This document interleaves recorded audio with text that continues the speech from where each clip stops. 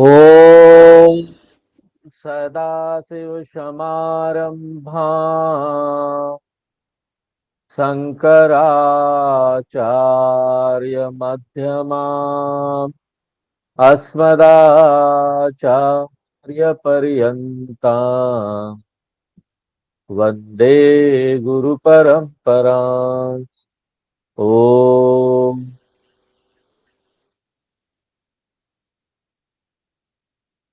कठोर उपनिषद में हम पहले अध्याय की जो 2 वल्ली थी वो समाप्त कर चुके हैं।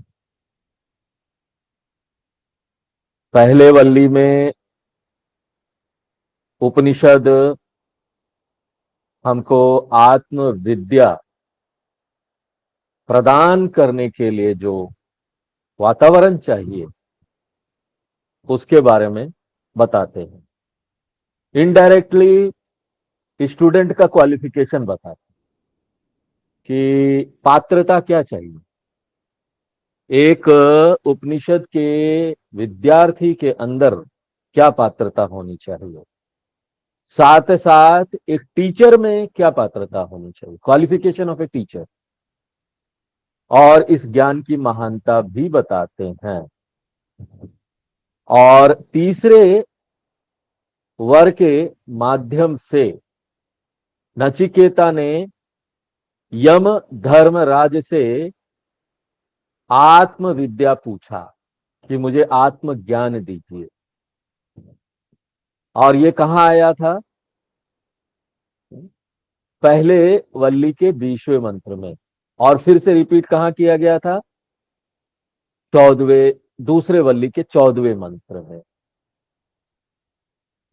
अन्यत्र धर्मात, अन्यत्र अधर्मात, अन्यत्र अस्मात्, कृता कृतात्, अन्यत्र भूताश्च भव्याश्च यत्तत् पश्यति तद्वद। मुझे उस आत्मा के बारे में शिक्षा दीजिए जो सभी द्वंद्वों से परे है। प्लीज टीच मी दैट आत्मा जो परम सत्य है। और इस प्रश्न के उत्तर में ही कठोपनिषद पूरा आगे बढ़ता है, इसी प्रश्न का उत्तर देने के। और जो मूल शिक्षा है ना, वो शुरू होता है 18वें मंत्र से। और दूसरे वल्ली के 18वें मंत्र से लेकर अंतिम मंत्र यानी 25वें मंत्र में आत्म विद्या को प्रेजेंट किया गया बहुत संक्षेप रूप में। और हमने बहुत सारे महत्वपूर्ण लक्षण देखे आत्मा के। आत्मा जो है वो चैतन्य स्वरूप है। आत्मा जो है वो निर्गुणम है, निर्विकार है, कोई परिवर्तन नहीं होता, अकर्ता अभोक्ता है, कोई कर्म नहीं करता, कर्म फल से भी फ्री है, सर्व अधिष्ठानम है और पूरी सृष्टि का ये सार है। सृष्टि स्थिति लय कारणम है, ये आधार है जिसमें से पूरा सृष्टि निकलता है, उसी में पैदा होता है, उसी में रहता है, पोषण होता है और उसके बाद उसी में उसका लय हो जाता है। और यम धर्मराज ने हमको बताया कि आत्मा सिर्फ सर्व आधार ही नहीं है जिसमें से ये सृष्टि आई है। ये समय और आकाश है, वो भी पैदा होता है, लय हो जाता है, उसमें स्थित रहता, किसमें? आत्मा में।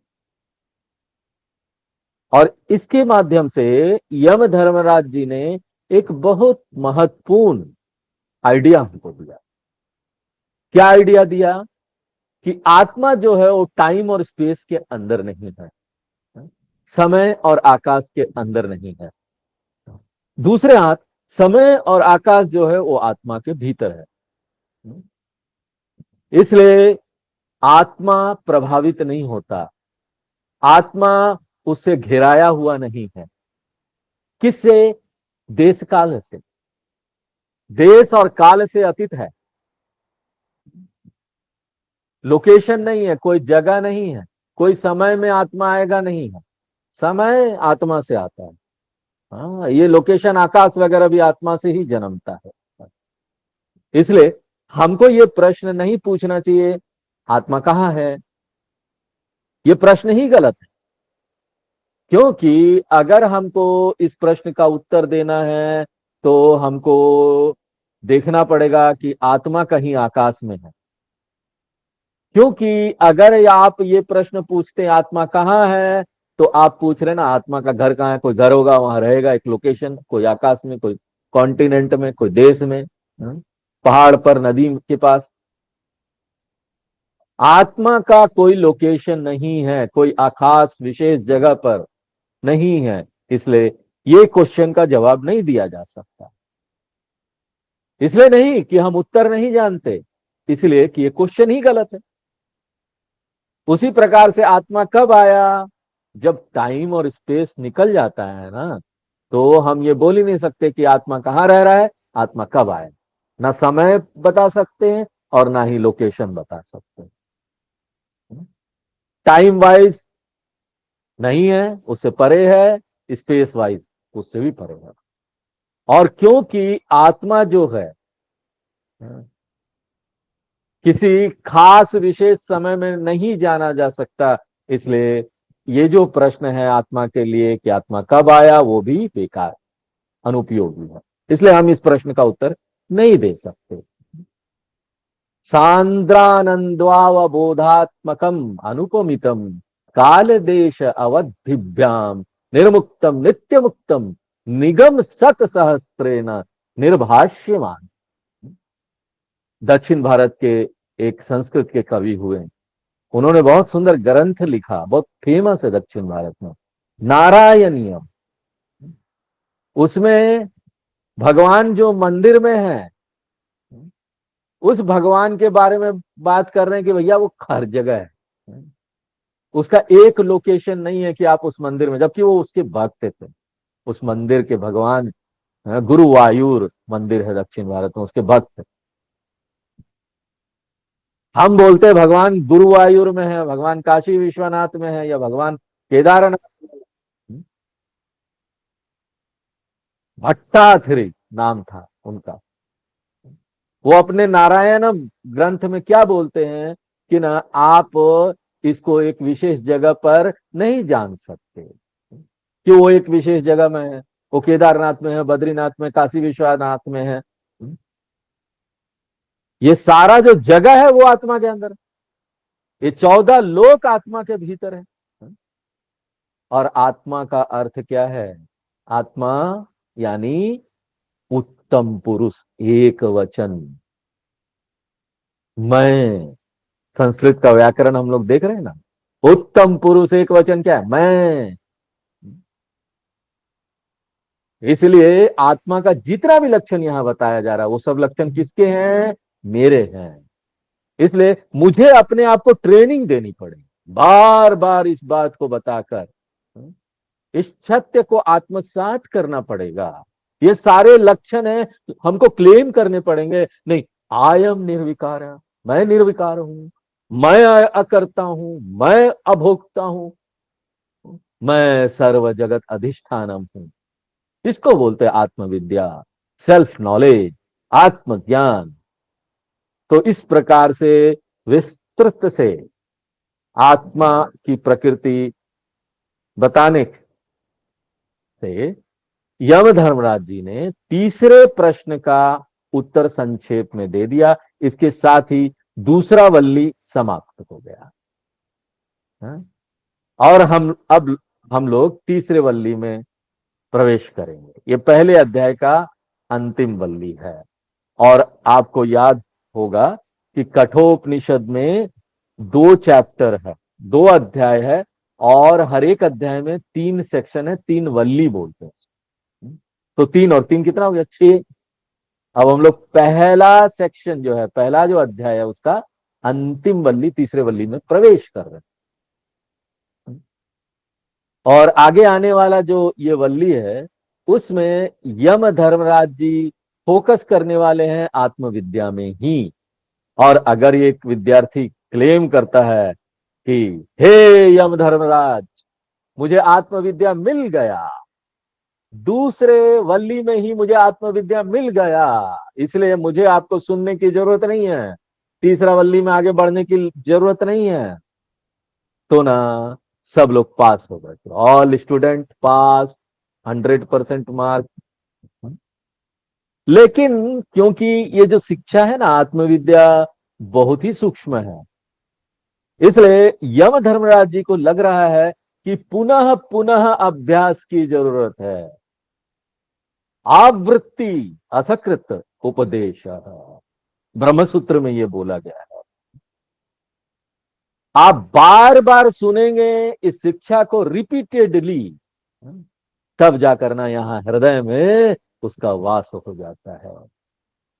एक जो छोटी चींटी है ना, वो भी जब बार बार पत्थर पर चलती है तो पत्थर में भी ना दाग पड़ने लगता है।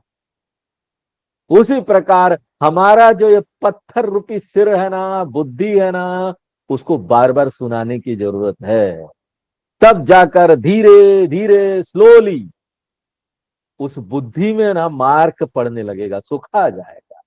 इसलिए ये तीसरा वल्ली भी किसके बारे में बात करने वाला है? आत्मविद्या। यहां यम धर्मराज फोकस करने वाले हैं पात्रता के ऊपर। क्या पात्रता चाहिए? आत्मविद्या साधनानी, क्या प्रिपरेशन करना पड़ेगा, क्या तैयारी करना पड़ेगा? आत्मविद्या साधनम, इसको हाईलाइट करने वाले हैं। उसके बाद आत्मविद्या के बारे में बात करने वाले हैं, और उसके बाद आत्मविद्या फल के बारे में भी बात करें। तो ये तीन विषय हैं, विद्या साधनम, विद्या और विद्या फलम, ज्ञान साधनम, ज्ञानम, ज्ञान फलम। ये टॉपिक होने वाला है आने वाला जो वल्ली है उसका, तीसरा जो वल्ली है उसका। तो इस बैकग्राउंड के साथ हम लोग पहला जो मंत्र है, तीसरा वल्ली चैप्टर 1, उसका उसको पढ़ेंगे, पाठ करें। ऋतम पिबन्तौ सुकृतस्य लोके, भवन्तौ सुकृतस्य लोके, गुहां प्रविष्टौ परमे परार्धे, गुहां प्रविष्टौ परमे परार्धे, छाया तपौ ब्रह्मविदो वदन्ति, छायातपौ ब्रह्मविदो वदन्ति, पंचाग्नयो ये च त्रिनाचिकेताः, पञ्चाग्नयो ये च त्रिणाचिकेताः।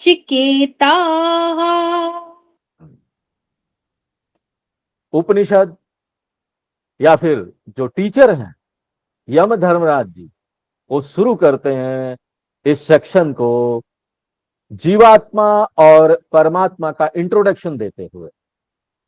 जीवात्मा परमात्मा का लक्षण क्या है?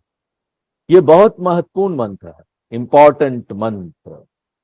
इसका विश्लेषण ब्रह्मसूत्र में भी किया गया है। वहां पर ब्रह्मसूत्र में एक अधिकरणम है जिसको बोलते हैं गुहा प्रविष्ट अधिकरण। तो ये जो विषय है वो क्या है? गुहा प्रविष्ठा अधिकरणम।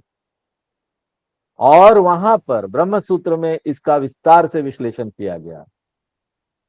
ये हम यहां पर जस्ट मेंशन कर दे रहे हैं, आपको बता दे रहे हैं, ये दिखाने के लिए कि ये मंत्र कितना महत्वपूर्ण है। क्योंकि वेद व्यास जी ने ब्रह्मसूत्र लिखा, उन्होंने चुना इस मंत्र को ब्रह्मसूत्र में विश्लेषण करने को। अगर उन्होंने चुना है तो कितना महत्वपूर्ण होगा।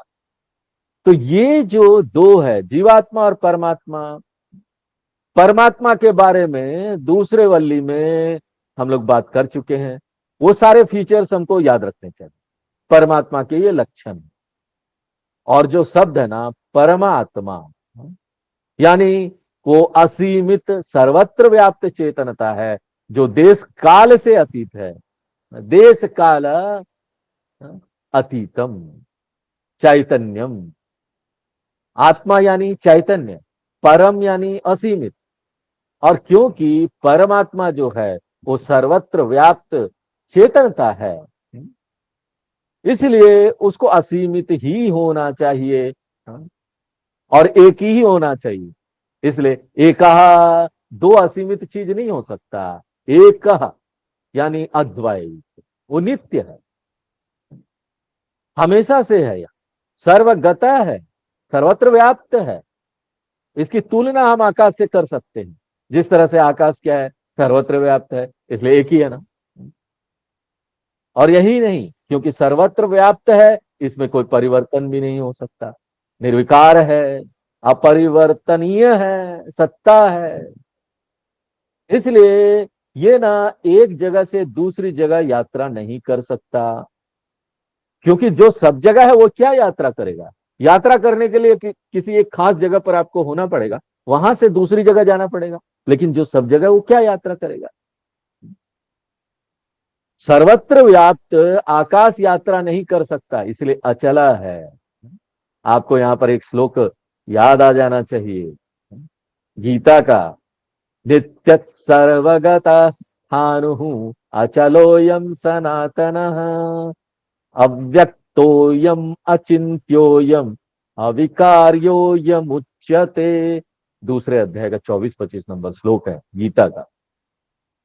आप अगर ऐसे स्टडी करेंगे ना, कॉम्परेटिव स्टडी, कोरिलेटिव, यहां जो मंत्र आया है वहां क्या था, हाँ?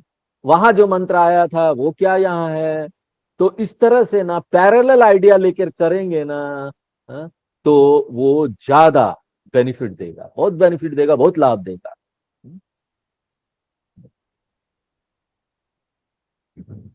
तो ये सर्वत्र व्याप्त चेतनता, ये सब जगह है, मेरे शरीर में भी है, मेरे मन में भी है। गुहां प्रविष्ट, गुहा यानी मन, मन बुद्धि अंतःकरण। तो ये जो परमात्मा है सर्वत्र व्याप्त है, मेरे मन में भी है, एक व्यक्ति के मन में भी है। तो शास्त्र ये बताते हैं कि हमारे मन में एक यूनिक कैपेसिटी है, एक विलक्षण शक्ति है इस मन में। देखिए, इसमें कोई डाउट नहीं है ना कि मन भी जड़ है, मैटर है, पदार्थ है। मन एक पदार्थ, शास्त्रों के अनुसार मन एक पदार्थ है, बहुत सूक्ष्म पदार्थ है, पदार्थ है, सूक्ष्म पदार्थ। लोग मन की परिभाषा कैसे बताते हैं जनरली। मन क्या है, विचारों का प्रवाह है, तो विचार चलता है ना, वही मन है, विचारों का प्रवाह। हम ये नहीं बोलते कि मन जो है ना फ्लो ऑफ थॉट्स है, विचारों का प्रभाव है। बहुत सारे लोग बोलते हैं, लेकिन आप भीतर जाएंगे तो हमको ये नहीं बोलना चाहिए कि मन जो है ना विचारों का प्रवाह है।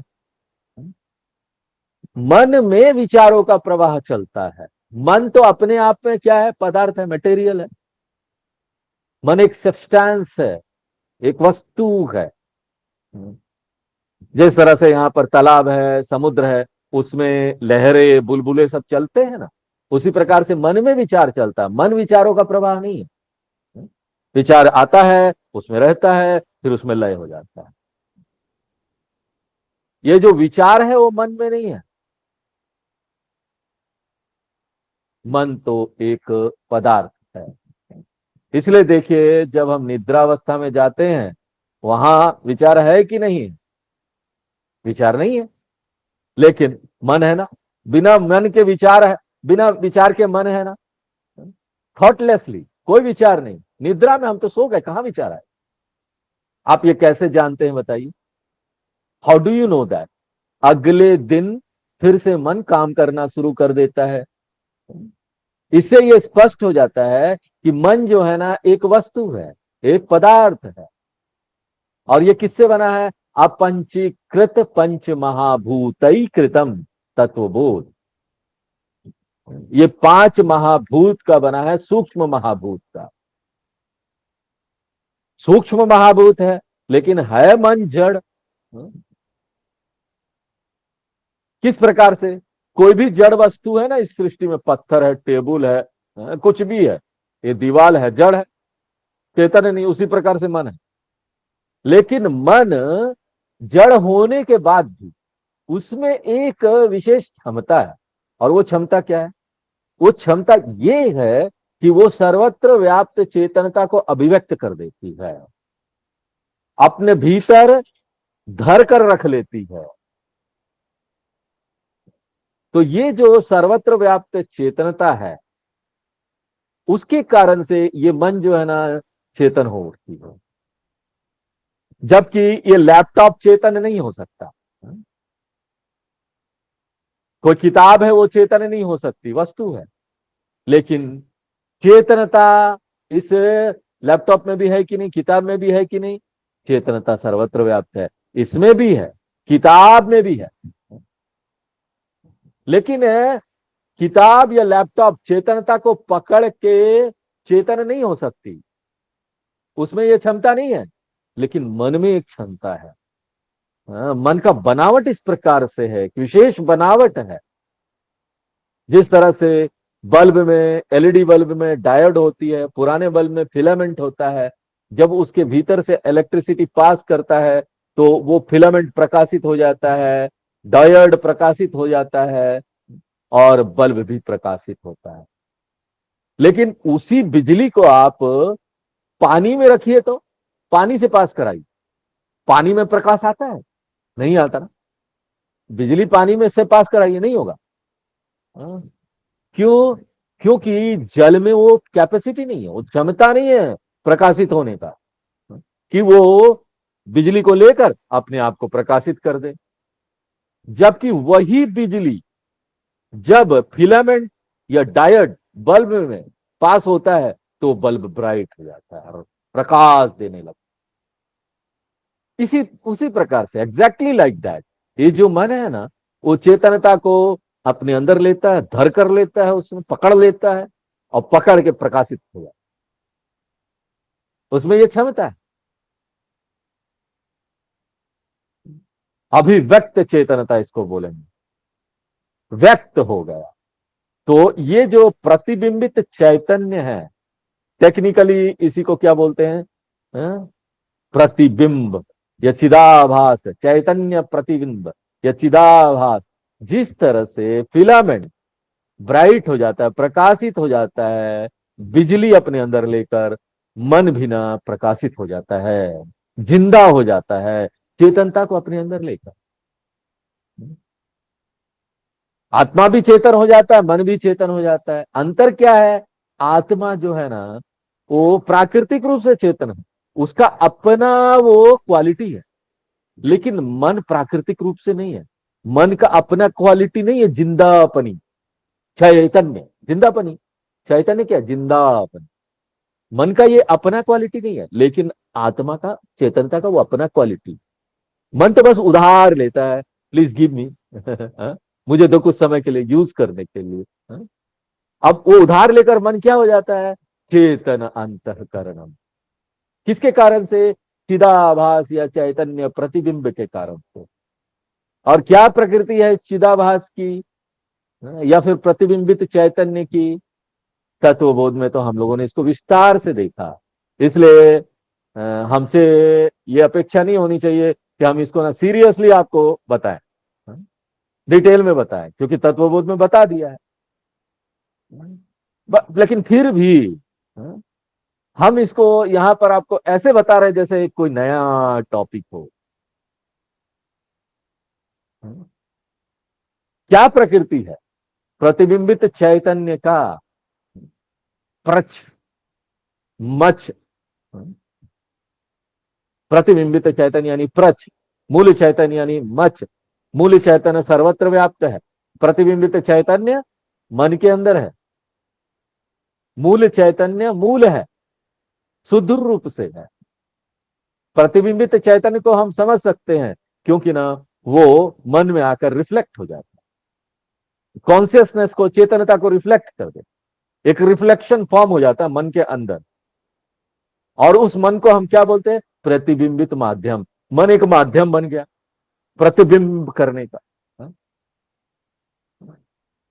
अब हम ना विश्लेषण करते हैं कि ये जो प्रतिबिंबित चैतन्य है उसकी प्रकृति क्या है। प्रतिबिंबित चैतन्य चिदाभास, उसका पहला फीचर क्या है, लक्षण क्या है कि वो एक जगह पर मन के अंदर, जबकि मूल चैतन्यता क्या है, उसका कोई एक जगह नहीं है, कोई लोकेशन नहीं, आकाश के अंदर है? चेतनता कहां है, कहां है पूछेंगे तो अभी कहां पर आ गया है, मन के अंदर, वो प्रतिबिंबित माध्यम में। आपका ये जो प्रतिबिंबित चेहरा है वो कहां दिख रहा है, दर्पण में। अगर आप दर्पण को लेफ्ट से राइट ले जाएंगे तो आपका जो प्रतिबिंबित इमेज है उस पर, दर्पण पर, वो भी राइट साइड में आ जाएगा। इसलिए पहला जो लक्षण है वो ये है कि वो क्या है, सीमित हो जाता है। प्रतिबिंबित चैतन्य सीमित हो गया मन के अंदर। और दूसरा लक्षण क्या है, वो बदलेगा, स्वीकार हो जाता है। किस तरह से स्वीकार है, जब ये प्रतिबिंबित माध्यम हिलता डुलता है, चेंज होता है, इधर उधर जाता है, तो प्रतिबिंबित चैतन्य भी ऐसा लगता है कि इधर उधर जा रहा है। इसलिए प्रतिबिंबित चैतन्य चिदाभास जो है वो क्या है, स्वीकार है, और वो परिच्छिन्न है, लिमिटेड है। और यही नहीं, चिदाभास जो है ना वो अनेक है, एक नहीं है। क्योंकि देखिए कितना प्रतिबिंब यहां पर संभव हो सकता है, जितना प्रतिबिंबित माध्यम हो उतना प्रतिबिंब हो जाएगा। मूल सूर्य एक ही है, लेकिन अगर हमारे पास 10 दर्पण है तो 10 प्रतिबिंब सूर्य हो जाएंगे, अलग अलग प्रतिबिंब पड़ रहा है उस सूर्य। इसलिए चिदाभास कितना होगा, जितना यहां पर स्टूडेंट है उतना चिदाभास। जितना यहां पर खाली स्टूडेंट नहीं, इस कमरे में मच्छर उच्छर होंगे, कीड़े होंगे, वो भी आ जाएंगे, उसके अंदर भी प्रतिबिंबित चैतन्य है कि नहीं। कीड़े में भी है, मॉस्क्यूटो में भी है, उसमें भी चिदाभास है। इसलिए जितने भी प्राणी है, लिविंग बींग्स है, इस कमरे में, उतना ही चिदाभास है। इसलिए परिच्छिन्न है, स्वीकार है, अनेक है। और यही नहीं, ये जो चिदाभास है वो यात्रा करता है एक जगह से दूसरी जगह। ये चिदाभास यात्रा करता है एक जगह से दूसरी जगह। इसलिए ये क्या है, गमन, आगमनवान, गमना गमनवान, आया राम गया राम है। एक जगह से दूसरे जगह यात्रा करता, अभी था अभी चला गया। और क्योंकि ये चिदाभास का संबंध मन से है और मन का संबंध शरीर से है, चिदाभास का संबंध मन से है और मन का संबंध शरीर से है, इसलिए चिदाभास में क्षमता आ जाती है कर्म करने की। इसलिए चिदाभास क्या हो जाता है, कर्ता बन जाता है। क्योंकि ज्ञानेन्द्रियां है, कर्मेंद्रियां है, स्थूल शरीर है, तो भोग आयतनम है, भोग साधन है, इसलिए चिदाभास कर्ता बन जाता है। और एक बार वो कर्ता बन गया तो नेचुरली क्या हो जाएगा, नेचुरल कॉन्सिक्वेंसेस क्या है कर्ता होने का, भोक्ता भी बन जाएगा। इसलिए अभी चिदाभास क्या कर रहा है, ये चिदाभास शरीर के माध्यम से काम कर रहा है, बहुत सारे कर्म कर रहा है, बहुत सारे फल का भोग कर रहा है। और यही नहीं, कुछ समय तक ये चिदाभास ये करने के बाद चिदाभास ये शरीर के साथ, मन के साथ यहां से चले जाता है। ये शरीर से बाहर निकल जाता है और मन के साथ चले जाता है। शरीर तो कहीं नहीं जाता, मन के साथ चले जाता है। सूक्ष्म शरीर जाता है, स्थूल नहीं। तो मन प्लस चिदाभास, ये जो स्थूल शरीर है वो यात्रा नहीं करता।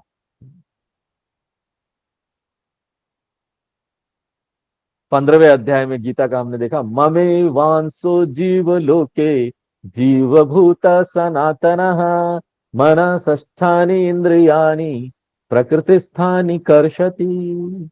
चिदाभास मन के साथ इस शरीर से बाहर निकलता है, स्थूल शरीर से, और स्थूल शरीर क्या हो जाता है, मृत हो जाता है, डेड बॉडी। तो what is the definition of dead body, मृत शरीर का डेफिनेशन क्या है। देखिए अभी ये जो शरीर है उसमें चिदाभास है, जब वो चिदाभास चला गया तो मृत शरीर हो गया। अब ये शरीर में चित्त है, सर्वत्र व्याप्त चेतनता इसके अंदर है। जिस तरह से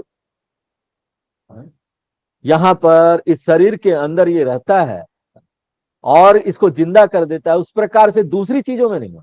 जैसे ये डेस्क है, लैपटॉप है, इसमें भी है चैतन्य, लेकिन ये जिंदा नहीं है। क्यों? क्योंकि इसमें चिदाभास नहीं। तो आपको अगर जिंदा प्राणी और मृत प्राणियों में, मृत मृत चीजों में, जिंदा वस्तु और मृत वस्तु में अंतर करना है, तो कैसे अंतर करेंगे? मृत वस्तु में जो कुछ कर नहीं सकता, जिंदापनी नहीं है, जो भी वस्तु यहां पर हो, कोई भी वस्तु हो इस पूरी सृष्टि में, उसमें सिर्फ एक ही चेतनता है। जबकि जिंदा प्राणियों में क्या है? दो चेतनता। जो डेड मैटर है उसमें सिर्फ एक चेतनता है, जिंदा प्राणियों में दो चेतन। तो ये जो जड़ वस्तुएं हैं उसमें सिर्फ एक है, एक चेतनता, यानी वो अभिव्यक्त नहीं हो पा रहा ना, चिदाभास नहीं है। इसलिए क्या होगा? उसमें सिर्फ मूल चेतनता है। मूल चेतनता को हम नहीं देख सकते, शुद्ध रूप से नहीं देख सकते। लेकिन जिंदापनी जहां है, प्राणी लोग जहां पर है, उसमें मूल मच भी है और प्रच भी। मूल चैतन्य भी है, प्रतिबिंबित चैतन्य भी है। हाँ, प्रार्थना है कि जाए नहीं। एक बार ये मूल चैतन्य चला गया, नहीं, प्रतिबिंबित चैतन्य चला गया, मूल चैतन्य, प्रतिबिंबित चैतन्य वो जाएगा ना। मूल चैतन्य कहाँ जाएगा? कहीं नहीं जाएगा। डेड बॉडी जो पड़ा रहता है ना, उसमें भी मूल चैतन्य होता है, हमको दिखाई नहीं देता ना। इसलिए शरीर क्या है? वो मर जाएगा अगर चिदाभास निकल जाएगा। और शास्त्र बोलते हैं कि यही जो चिदाभास है, यही जो प्रतिबिंबित चैतन्य है ना, यही जीवात्मा है। इसी को जीवात्मा बोलते हैं। और ये जो मूल चैतन्य है, जो शुद्ध रूप से चैतन्य है, उसको क्या बोलेंगे? परमात्मा। प्रच जो है वो जीवात्मा है। और मन में क्या है? दोनों है, मच और प्रच दोनों। मन में दोनों मच और प्रच है। और मान लीजिए मन खत्म हो जाए, मर जाता है, तो इन दोनों में से कौन जाएगा? प्रच मृच, प्रतिबिंबित चैतन्य वाला भाग जो चले जाए, लेकिन मूल चैतन्य तो वही रहेगा। एक व्यक्ति मरा हुआ रहता है ना, है उसमें मूल चैतन्य है, हम देख नहीं पा रहे, वो आत्मा है। क्योंकि आत्मा सब जगह जाएगा नहीं। हर एक व्यक्ति में ये मूल चैतन्य है यानी परमात्मा है, और एक प्रतिबिंबित चैतन्य भी है यानी जीवात्मा। और दोनों ही चैतन्य है, लेकिन ना एक ओरिजिनल है, मूल है, और दूसरा जो है रिफ्लेक्टेड है, प्रतिबिंब है। और इनके जो लक्षण है ना, वो एकदम विपरीत है। क्योंकि मूल चैतन्य तो सर्वत्र व्याप्त है, लेकिन प्रतिबिंबित चैतन्य सर्वत्र व्याप्त नहीं है। एक परिच्छिन्न है, दूसरा अपरिच्छिन्न है। एक ही है सिर्फ, दूसरा अनेक है। एक निर्विकार है, दूसरा सविकार है। एक नित्य है, दूसरा अनित्य है। एक कर्ता है, दूसरा अकर्ता है। एक अभोक्ता है, दूसरा भोक्ता है। एक अचला है, दूसरा चला है। चला क्या है? महाचला है। इसलिए ये दोनों क्या है? डायगोनली ऑपोजिट है, एकदम विपरीत है अपने लक्षणों में। और ये जो जीवात्मा परमात्मा है ना, हर एक व्यक्ति में, अब इस मंत्र की तरफ देखिए, छाया तपौ। ये जो जीवात्मा परमात्मा है ना, छाया और तप की तरह है, एकदम विपरीत है। छाया, छाया यानी शैडो, लाइट एंड शेड की तरह है, प्रकाश और शैडो की तरह है। जिस तरह से ये छाया और तप, तप यानी प्रकाश, एकदम एक दूसरे के विपरीत है। तो छाया तपो, ये जो शब्द है ना, ये शब्द का उपयोग करके छाया और तप, हमारे जो टीचर हैं वो ये बात बता रहे हैं, एक महत्वपूर्ण बात हमको बता रहे हैं कि ना, छाया जो है ना बिना प्रकाश के रह ही नहीं सकती। इसलिए ये जो छाया है ना, उसका सत्ता जो है वो डिपेंडेंट है, निर्भर है बेचारा। हाँ? प्रकाश होगा तभी होगा ना, निर्भर है। इसलिए ये जो छाया है वो क्या बताता है? Dependent existence. उसका रहना किसी पर निर्भर है, इसलिए वो क्या है? मिथ्या है, अविद्या है। तो एक मिथ्या है, दूसरा क्या है? सत्य है। तो छाया तपौ इव जीवात्मा परमात्मा भवतः, ये आपको जोड़ना पड़ेगा। ये जो दो है ना, एक व्यक्ति को अपना घर बना के रहता है, उसका आवास है। कहाँ रहता है? तो मंत्र में बोल रहे लोके, लोके यानी शरीर में, ये फिजिकल बॉडी में। और वो भी कहा? फिजिकल बॉडी में कहा? गुहाम प्रविष्टो, गुहा यानी मन, मन, अंतकरण। प्रविष्टो यानी प्रवेश होके, वो मन में रहता है, जो कि शरीर के अंदर है मन। और वो मन में भी कहा? परमे अर्धे, एक पवित्र जगह पर, जो एक गर्भगृह की तरह है।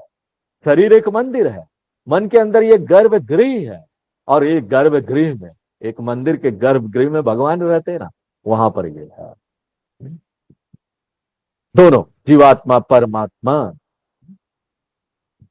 तो उस पवित्र जगह पर है, और उस पवित्र जगह को टाइटल यहां क्या दिया गया? परार्ध। परा यानी क्या? परमात्मा। अर्ध यानी क्या? जगह, स्पेस। इसलिए परार्ध यानी परमात्मा का वास स्थान, ब्रह्मस्थानम, परमात्मा का जगह, एक पवित्र जगह जहां परमात्मा है। अर्धम का अर्थ यहाँ स्थान, अर्धम का अर्थ आधा भी होता है, यहाँ आधा नहीं ले। तो ये पवित्र वास स्थानम। और वास स्थानम क्यों पवित्र है? जीवात्मा के कारण नहीं। ये एक मंदिर की तरह, मंदिर में भक्त भी जाता है ना, भक्त भी है। मंदिर एक पवित्र जगह है, किसके कारण? मूर्ति के कारण, भगवान के कारण। उसी प्रकार मन एक पवित्र जगह है, किसके कारण? परमात्मा के कारण। वो जो परमात्मा वहां पर है, उसी जगह पर भक्त भी है। और वो दोनों क्या कर रहे हैं? ऋतम पिबंतौ। ऋतम यानी कर्म फलम। इस संदर्भ में ऋतम का अर्थ होगा कर्म फलम। ये देखो, ये सारे जो अर्थ हम आपको बता रहे हैं, ये संदर्भ आधारित अर्थ है। ये रेगुलर डिक्शनरी मीनिंग नहीं है। रेगुलर डिक्शनरी मीनिंग तो अलग हो जाएगा। रेगुलर डिक्शनरी मीनिंग जो है रिथम का, उसका अर्थ है सत्य। लेकिन इस संदर्भ में रितम का अर्थ क्या लेंगे हम? कर्म फल। पिबंतो यानी भोग रहे हैं। जीवात्मा बिजी है क्या करने में? कर्म का फल भोगने में। क्या अर्थ है? कर्म का फल भोग रहे हैं। पुण्य कर्म फल यहां पर भोगते हैं, पाप कर्म फल भोगते हैं। ये किस तरह प्रकार से पता है? फल खा रहे हैं, फ्रूट्स। कभी ये खट्टा भी होता है, खट्टा पानी आता है ना जीवन में, खराब परिस्थिति आती है। तो रितम पिबंतो यानी भोग रहे हैं। रितम कर्म फल, पिबंतो भोग रहे हैं। किसका कर्म फल? सुकृतस्य, अपने कर्मों का। हाँ? कर्म फल भोग रहे हैं। ये ट्रांसफरेबल नहीं है, आप अपना कर्म किसी को ट्रांसफर नहीं कर सकते। हाँ? ये एक टिकट की तरह है, ट्रेन का, फ्लाइट का, नॉन ट्रांसफरेबल है। किसी और को नहीं दे सकते। आप इससे बच नहीं सकते अपने कर्मों से। इसलिए सुकृतस्य का अर्थ हुआ स्वयं कृतस्य। सु का अर्थ यहां पर है अपना खुद का कर्म, और यह भी संदर्भ आधारित अर्थ है। मीनिंग ऑफ सु इज इक्वल टू स्वयं। स्वयं मानी, स्वयं यानी अपना खुद का। इसलिए आप ये नहीं बोल सकते कि पिताजी का जो कर्म है, वो हम अनुभव कर रहे हैं, वो हम भोग रहे हैं, बच्चे भोगते पिताजी का कर्म। ये नहीं बोल सकते। पिताजी का फल, जो कर्मों का फल है, पिताजी ही भोगे। नहीं, आप बोल सकते हैं स्वामी जी, जब पिताजी खुश हो रहे हैं तो बच्चा भी खुश होता है अपने पिताजी को देखकर, कितने अच्छे पिताजी मिले, बहुत खुश है। बच्चा भी खुश हो रहा है ना, पिताजी के कर्मों के कारण। देखिए, यहां बच्चा खुश हो रहा है पिताजी के कर्मों के कारण नहीं। बच्चे का भी अपना पुण्य कर्म है कि उसको ऐसे सफल पिताजी मिले जो हंसते ही रहते हैं, खुश रहते हैं। तो बच्चा उसका अनुभव कर पा रहा है क्योंकि उसका अपना पुण्य कर्म है कि उस परिवार में वो जन्म लिया, ऐसे पिताजी का वो बच्चा बना। इसलिए सुकृतस्य, इसको हम जोड़ेंगे रितम के साथ में। सुकृतस्य रितम पिबंतौ, जीवात्मा परमात्मा पिबंतौ, कर्म फल पी रहे हैं, भोग रहे हैं, जीवात्मा परमात्मा उसमें रहकर। और यहां पर देखो कुछ टेक्निकल प्रॉब्लम, हमने सोचा हम आपको नहीं बताएंगे, लेकिन ना छोड़ने का मन नहीं करता है, इसलिए हम आपको बताएंगे। मुंडक उपनिषद में यही बात ना एक अलग तरीके से बताई गई थी, एक दूसरा उदाहरण से, पेड़ का उदाहरण से। उसमें दो पक्षी बैठे हैं, द्वा सुपर्णा सयुजा सखाया समानम वृक्षम परिशस्व जाते। जीवात्मा और परमात्मा को वहां क्या बताया गया था? दो पक्षी एक व्यक्ति के अंदर है, और वहां यह बोला गया था कि जीवात्मा जो है वो कर्म फल भोगता है, लेकिन परमात्मा विटनेस बन के रखता है, साक्षी है। परमात्मा कर्म का फल नहीं भोगता। तयोरन्य पिपलम स्वाद्वत्ति अनशनन अन्यो अभिचाकसीति। आपको मुंडकोपनिषद तो याद नहीं होगा ना? अच्छा है, क्यों? आप ये समस्या में नहीं आएंगे। गलती से अगर आपको मुंडक उपनिषद याद है ना, आप ये समस्या में पड़ जाएंगे, बोलेंगे अरे उधर ऐसे इधर कैसे, ऐसे कैसे। हाँ? हम आपको बता रहे समस्या क्या है, किस समस्या में आप पढ़ते अगर आप याद रखते तो। इसलिए आप खुश हो जाइए कि आपको याद नहीं है, क्योंकि वहां मुंडक उपनिषद में यह बोला गया था कि ना इन दोनों में से एक ही कर्म फल को भोगता है। जबकि इस मंत्र में क्या बोला जा रहा है? उपनिषद उपनिषद बोल रहा रितम पिबंतो। संस्कृत का व्याकरण देखेंगे ना तो पिबंतो जो है ना वो द्विवचन है। पिबंतो भोगना, दो लोग भोग रहे हैं। इसका क्या अर्थ हुआ? जीवात्मा और परमात्मा दोनों ही कर्म फल को भोग रहे हैं। कितना कॉन्ट्राडिक्टरी है ना, विपरीत हो गया एकदम। तो यहां पर द्विवचन का उपयोग करके, द्विवचन यानी पिबंतो, ये तो एक वचन होना चाहिए था, सिंगुलर होना चाहिए था, तभी ये जीवात्मा के साथ जाता ना। अभी तो परमात्मा को भी भोगी बना दिया डुअल नंबर का यूज कर। हमको इसकी कोई चिंता नहीं होती, हम ऊपर ऊपर ले लेते हैं, लेकिन शंकराचार्य जी को बड़ी चिंता होती है। शंकराचार्य जी छोड़ते नहीं है सब चीज। वो अपने भाष्य में लिखते हैं कि ये द्विवचन है, और इसको क्या बोलते हैं? छत्री न्याय। छात्र, जो शास्त्र है उसको इंटरप्रेट करने का तरीका सब है।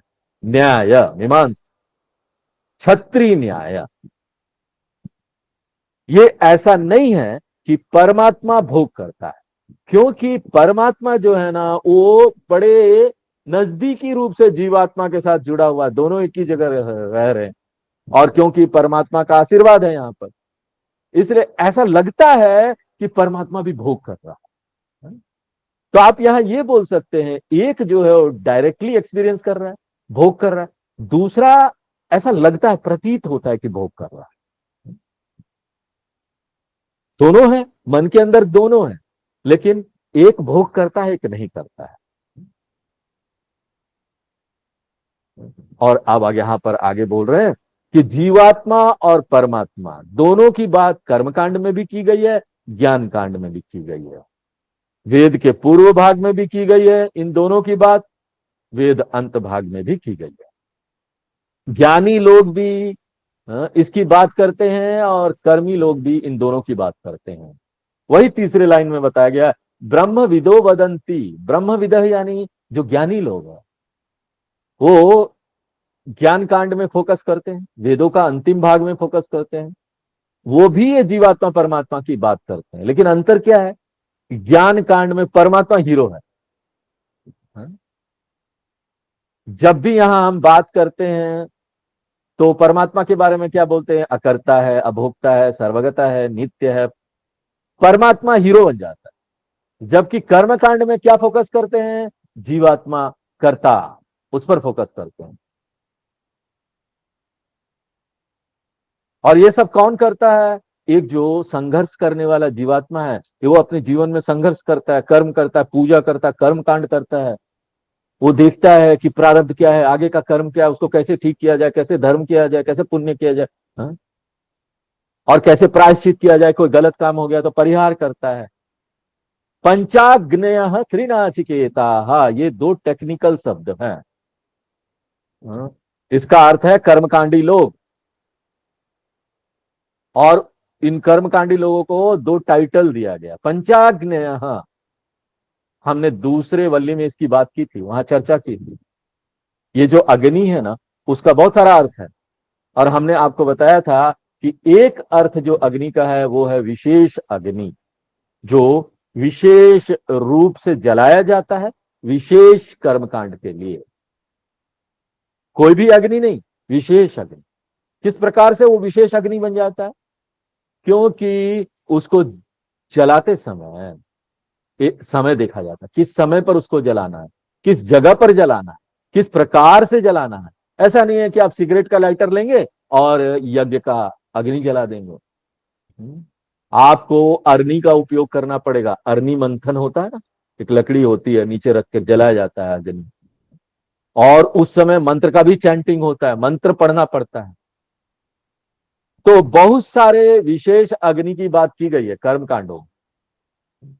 देखिए, एक व्यक्ति जब गृहस्थ बनता है ना, उसको अलग अलग अग्नि बनाए रखनी पड़ती है। तो उसको यज्ञ करना पड़ता है बहुत सारा, और उसको वो यज्ञ करने के लिए विशेष अग्नि का उपयोग करना पड़ता है। तो जब ये गृहस्थ संस्कार वगैरह करते हैं, जैसे किसी बच्चे का जन्म हुआ, उपनयन संस्कार आती है, उसमें अलग अलग प्रकार का अग्नि का उपयोग होता है। जब पितृकर्म कर रहे होते हैं, उसमें अलग प्रकार की अग्नि का उपयोग होता है। और यहां तक कि जो होम कुंड है ना, वो भी अलग अलग होगा। होम कुंड या तो स्क्वायर होगा, या रेक्टेंगुलर होगा, हाफ सर्किल होगा, सेमी सर्किल होगा, सर्कुलर होगा, आदि आदि। तो ये एक विशेष हो जाता है। इसलिए ये विशेष अग्नि, इसको एक विशेष नाम भी दिया गया है। और 5 प्रकार की अग्नि के बारे में बात की जाती है कर्म कांडों में। गार्हपत्य अग्नि, ये बहुत महत्वपूर्ण नहीं है, जस्ट हम आपको बता रहे हैं यहां पर। गार्हपत्य अग्नि, आहवन्य अग्नि, दक्षिणा अग्नि, सभ्य अग्नि, आवसत्य अग्नि, ये 5 प्रकार का विशेष अग्नि है। विशेष रूप से इसको जलाया जाता है और विशेष रूप से मेंटेन किया जाता है विशेष कर्मकांड के लिए। इसलिए जितने भी कर्मी लोग हैं, कर्म कांड करने वाले लोग हैं, उनको क्या बोला गया है? पंचाग्नय। पंचाग्नि जो है ना, वो किसी अग्नि का नाम नहीं है। पंचाग्नि जो यहां बोला जा रहा है, वो कर्मी लोगों को बोला, कर्मकांडी लोगों का नाम दिया गया है, जो ये 5 प्रकार की अग्नि का उपयोग करते हैं। तो फाइनल मीनिंग क्या हो गया इसका? कर्मकांडी लोग। उसी प्रकार से ये जो शब्द है त्रिनाचिकेता, वो भी हमने दूसरे वल्ली में देखा था। इसका भी अर्थ है कर्मकांडी लोग, जो 3 बार ये विशेष अग्नि को करते हैं। और विशेष अग्नि यानी नाचिकेता कर्मकांड। आपको याद है नाचिकेता कर्मकांड? हमको बड़ी आशा रहती है आप लोग पूरा याद रखते हैं सब, हाँ? तो नाचिकेता अग्नि जो भी इसको करता है, पहले अध्याय के दूसरे वल्ली में मंत्र नंबर 12 से 19, वहां पर हमने चर्चा की थी नाचिकेता कर्मकांड के बारे में। जो भी ये नाचिकेता कर्मकांड 3 बार करता है, उनको क्या बोलेंगे? त्रिनाचिकेता। इसलिए पंचाग्नयो प्लस त्रिनाचिकेता, इसका क्या अर्थ हुआ? कर्मकांडी लोग। तो क्या कर्मकांडी लोग, क्या वो भी बात करते हैं जीवात्मा परमात्मा के बारे में? अंतर इतना है कि कर्मकांडी लोग जो है ना, वो हमेशा चिंतित रहते हैं, ये जीवात्मा का क्या पुण्य है, इसका क्या पाप है, ये आगे कहां जाएगा, कहां यात्रा करेगा, अगला जन्म कैसा होगा। और अपने ही कर्म के बारे में चिंतित नहीं है, अपने पिता के कर्म के बारे में भी चिंतित है। पितृ, अपने दादाजी का क्या होगा, उनका भी, जब वो पितृ बन जाएंगे तो। मुझे चिंता है अपने श्राद्ध की, अपने तर्पण की, कौन मेरा श्राद्ध करेगा, कौन तर्पण करेगा। तो जीवात्मा परमात्मा, अपने पिताजी का जीवात्मा परमात्मा भी, उसके बारे में भी चिंतित है, इसलिए श्राद्ध तर्पण करते हैं कि वो लोक में ठीक रहे। इसलिए कर्मकांडी लोग भी बात करते हैं, ज्ञानकांडी लोग भी जीवात्मा परमात्मा की बात करते हैं। तो ये पहला जो मंत्र था तीसरा वल्ली का, उसमें यम धर्मराज जी ने हीरो को इंट्रोड्यूस कर दिया। ये दो लोग हैं, ये दो आत्मा के बारे में बात कर ली, जीवात्मा परमात्मा। आगे इसका विस्तार अगले मंत्रों में, अगले क्लास में पढ़ेंगे। आज यहीं पर विराम देते हैं। ओम पूर्णमदः पूर्णमिदं पूर्णात् पूर्णमुदच्यते पूर्णस्य पूर्णमादाय पूर्णमेवावशिष्यते। ओम शांति शांति शांति।